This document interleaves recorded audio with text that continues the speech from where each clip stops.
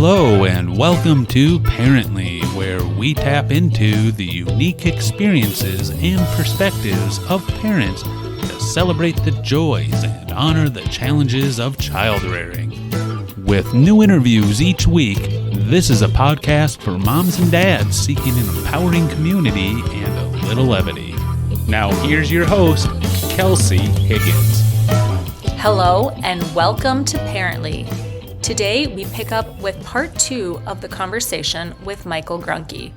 Here he is explaining the aftermath of the tragic loss of his daughter, Maria. Going back to kind of immediately following Maria's death and you're seeking out different therapies and you find, gardening, and I'm only saying gardening because I can't say horticultural. Correct? I stumbled the first time. Your little gardening therapy. Yeah. You're doing all of that. Kind of talk me through what that looked like in terms of, like, could you talk to your family and friends about it, or was it just so too painful for you? Like, how did you navigate? Were you working? Did you have to take time just to, like, be sad? Like, what did it look like? Definitely took time being sad and not doing great. Antone's the place that we work at. They're all amazing. The Gates family, love them. They were super great to me.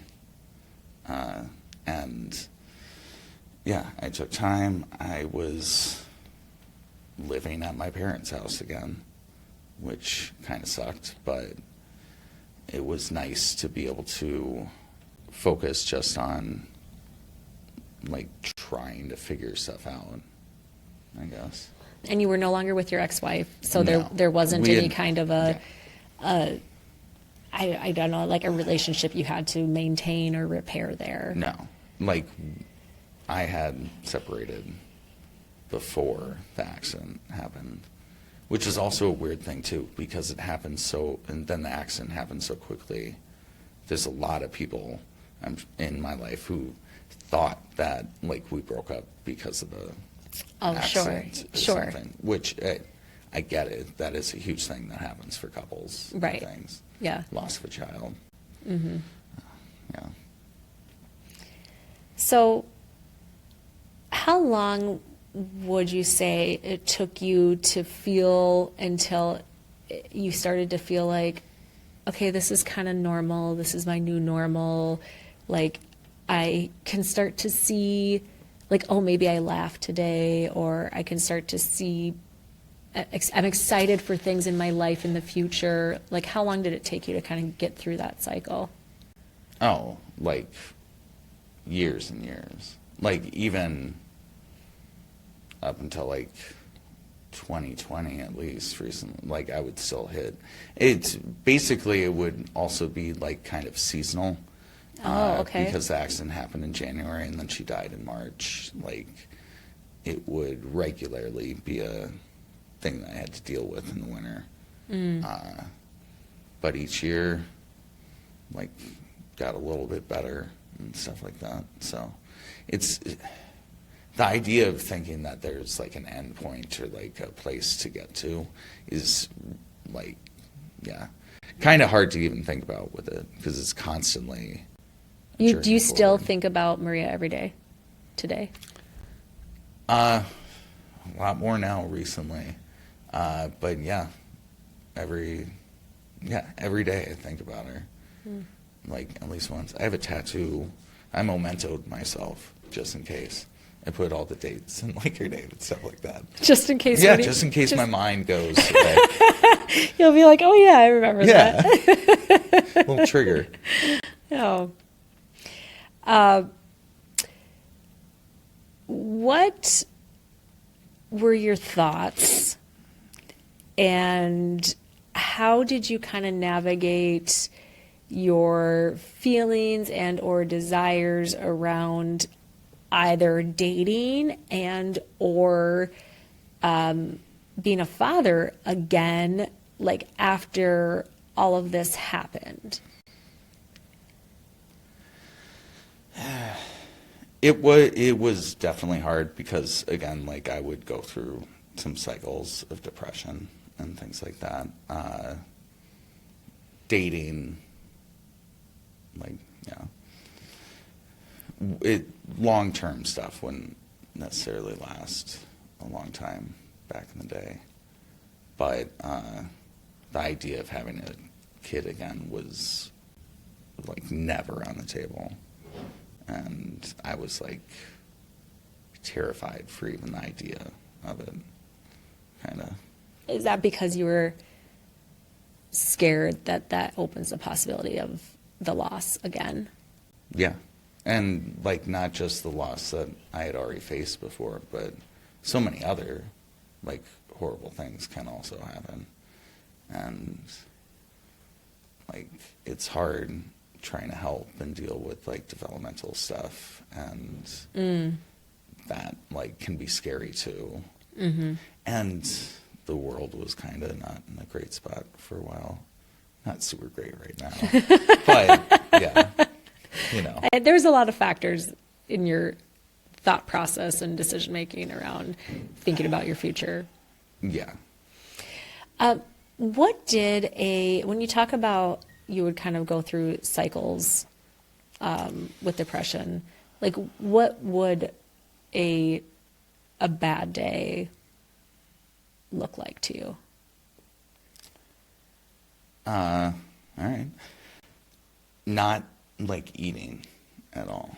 And just being sad and stuff. I had some eating issues like still do have some. Because Maria was on like a feeding tube for a month and a half in the hospital. That really kind of created some kind of disgust sometimes with food. So that's kind of a lot of how it will manifest is in that. And yeah, if you're not eating, even like some wine or some drinking isn't great. So there was drinking, no eating. Yeah. It like, yeah, it was more the food stuff too, a lot of it, but yeah, it would be not really just taking care of myself at all. And I can imagine if you're in a relationship with someone that can be hard for them to understand kind of like what's going on and what. Yeah. Well, and that would also lead to like other issues too of it is just because like I wouldn't want to show that at all. Like I'm not displaying that to everybody. I'm trying to like keep it quiet. Sure. So you just fall off the radar. Yeah. Did you ghosted go, a lot of I was just people. going to say, I'm so did you sorry. ghost a lot? I'm so sorry. For all of Mike's ex-girlfriends Oh, listening please. and watching, do not come into his DMs, Do not dox okay? me. He was going through a lot. That's funny. But it sounds like you did try to date or form relationships as best Yeah. as you could. Yeah. But the idea, again, about like having a kid was never really on the table. I did hang out with some women who had young kids, and I always liked I remember there was one like party that I went to with a bunch of other people, and I was just hanging out with this 2-year-old instead of like all the adults who are like in the service industry and like drinking and like catching up. I was just making like weird faces and going to the little kid as I tilted him back and stuff. Yeah. So you still had it. You still had it. The fatherly touch in you. You still enjoyed that relationship. You just weren't interested in pursuing it for yourself. Yeah. Kids are awesome. They're the most honest and like real things on this planet. You're telling me. All reality. They'll humble you real quick. Yeah. They'll knock your knees out. Okay, let's fast forward a little bit because I know that you are in a very secure, loving relationship today. Yes. Tell me about your partner, where you met, Bring me through your love story. Well, her name is Kelly. She is awesome. Shout out, Kelly. Kelly Cam. Yeah, as of right now, she kept her name.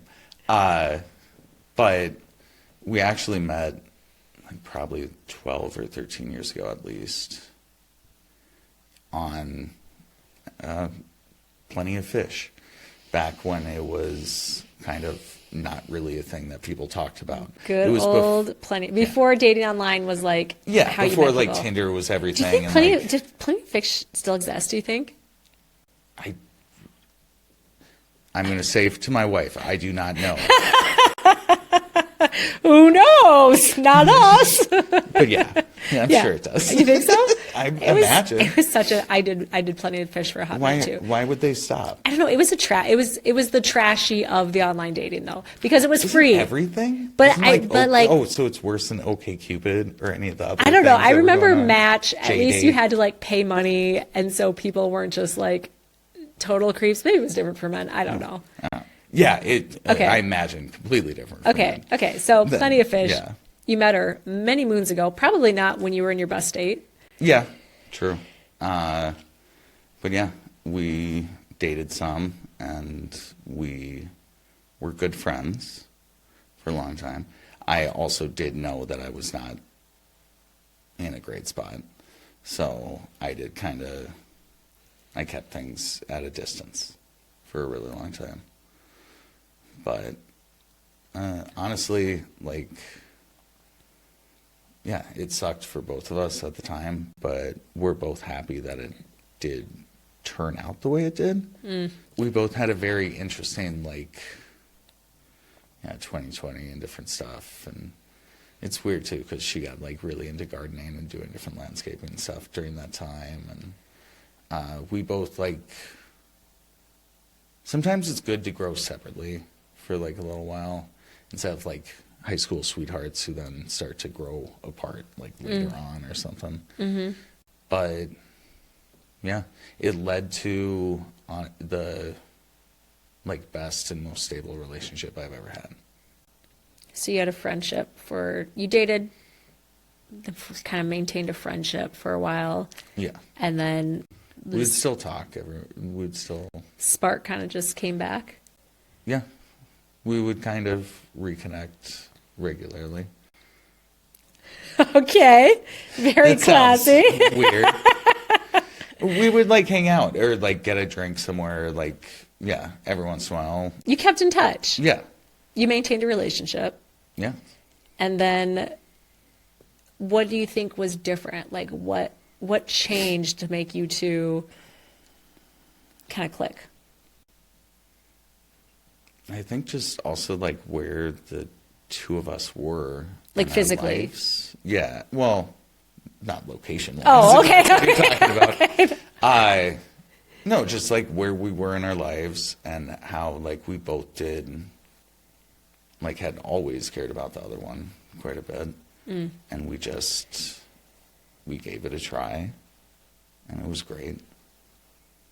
And then 2 years later, when I'm putting a metal arbor in the backyard, I proposed to her.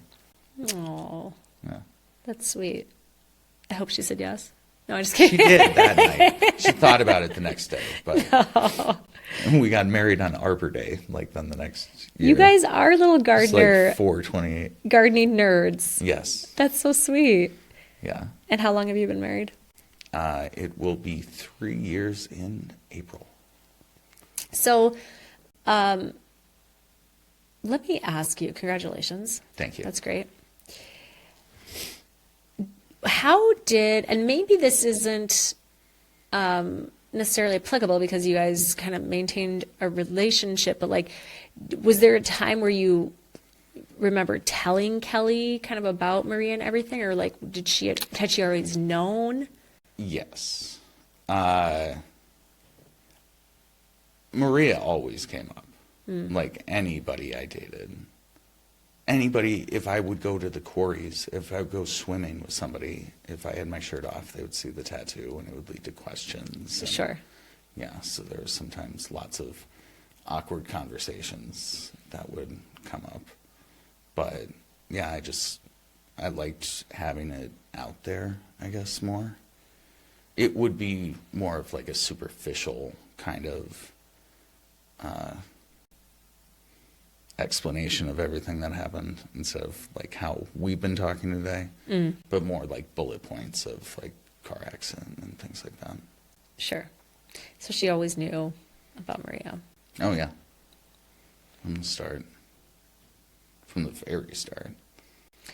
Did you and Kelly, I would presume, but knowing kind of your stance on how you felt about having kids in the future, I presume you and Kelly talked about that before getting married. Oh, yeah. And what were her thoughts and feelings on that? She had also kind of had assumed she wasn't going to have a kid. And like, I guess sort of just, I don't know if I want to say accepted it, but we definitely talked about it. And she didn't think she would want to necessarily, or maybe just thought she wouldn't have kids in the future. She had nephews, and she was active in their lives, and she did like find some fulfillment from that. But with like her job and different things like that, she just assumed it wasn't going to happen, and she knew where I felt, so it fit. It was a non-issue for her. Yeah. What do you mean with her job? Because her job is demanding? No, she can get fulfillment too from like helping I see what you're people saying. and doing different things. Somewhat, I guess. It's not the same as having a kid at all, but we both like helping and doing different things. We'd like to have like sensory gardens and stuff for autistic people and do different education on horticulture therapy in the future, but that's a little ways cool. off. I love that. Yeah. What a cool goal. So you guys were on the same page, you're aligned, you get married. Let's fast forward to like today. Okay. Where do you guys sit? Fast forward pretty far. Well, Am I missing something important in there? the lead up to the change of things. Let's talk about that. Okay. So a few months ago, she had to get her IUD changed, and that sort of made me start thinking about things too. And we'd both been kind of nesting quite a bit and doing different stuff around the house and like taking care of our dogs. She's buying clothes like crazy from Aldi for like the dogs. And she had a few irregular periods, and she got a pregnancy test and took it, and it was negative. And she felt sad about it. And since we are like so open and like talk about stuff, she immediately like was telling me about the stuff. She DoorDashed it. A guy named Mike brought it. Mike. Yeah. I have Not to Michael. No. No. Mike brings pregnancy test. A Mike DoorDashes pregnancy test. Yes. I have to imagine DoorDashers get a lot of random things like that. Yes. I would imagine you can kind of look at a person's order and sort of figure out where they're at in life. So Kelly was surprised that she was sad, or? It caught her off guard, is sort of how she talked about it with me. And it made her think that she wanted to try to have a kid. And I had also been thinking about stuff, and also with like, I'm a lot more stable now, like in a job, but also like mental health wise, therapy, everything has been going really good. And we've gotten a bunch of different stuff in order in our own house, and yeah, we decided to give it a try. Because she had already thought it was out of the picture because of the horrible word geriatric pregnancy. Which is, I mean, Yeah. I think half of pregnancies are geriatric at this point. Yeah. But I mean, we keep living longer and longer. yeah. But she thought she'd call around, and like To like gynecologists, to OBs. to like her actual doctors, also to figure out to what like medications she might need to wean off of, Okay. what she could take during a pregnancy, and had to schedule getting her IUD out, which as of this recording is not out yet. Okay. Okay. So a lot of this Everyone is- relax. A lot of this is thought. There's no bun in the oven. No. Okay. But this is a very, very monumental development. Yeah. And it's so weird that we were both just had the same kind of like change at the same time. You're very aligned, very in sync. Yeah. Yeah. I love her so much. She's so cool. Aw, that's sweet. You're still in the honeymoon phase. Oh, we've like redone the honeymoon phase now. Like ever since we decided this, we've been hanging out quite a bit and just like enjoying the quote unquote like childless single life Yeah, or married. because you're ready child. and Yeah. hoping for it to change. Yeah. That's awesome. So when is this all going to start happening? Later this month, she's gotten it taken out. Wow. She's Is been there- taking prenatal vitamins because they Amazing. need to build up in your system Yes. before they can really be effective. Yes. If you're taking it right at the moment, they're apparently not as good. What is that? The DHA or something is important for the Yeah, little brains. Yeah, and all the folic acid and all that stuff has to build up over like a certain amount of time. But she's been taking those. She's met with doctors. She's figured it all out, and they have actually been extremely like encouraging. That's about it, awesome. which caught her off guard because she was kind of expecting to maybe hear like that's not a good idea or something, I guess. But yeah. Are either of you? I actually don't even like want to ask this. It's like almost putting like a little rain cloud on your parade Oh here. no, I like this. Are either of you worried that it's not going to be easy to get pregnant? Yeah, like we're both realistic about Eyes wide open. what could happen, and because we were both okay before, and like without having a kid, if it turns out that it's not going to be a thing, that's going to be fine too, and we'll move forward and stuff. But we'll have tried something. Yeah. It's a very exciting time. Yeah. Everything's scary in life. Anything good. That's very true. Yeah. So as you approach this new kind of chapter, what role does Maria play?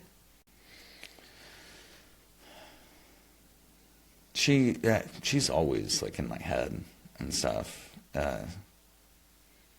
She'll be playing the role that I have raised an infant already, which my wife is excited about, because she would be nervous, like just starting from square one without knowing what's going to happen.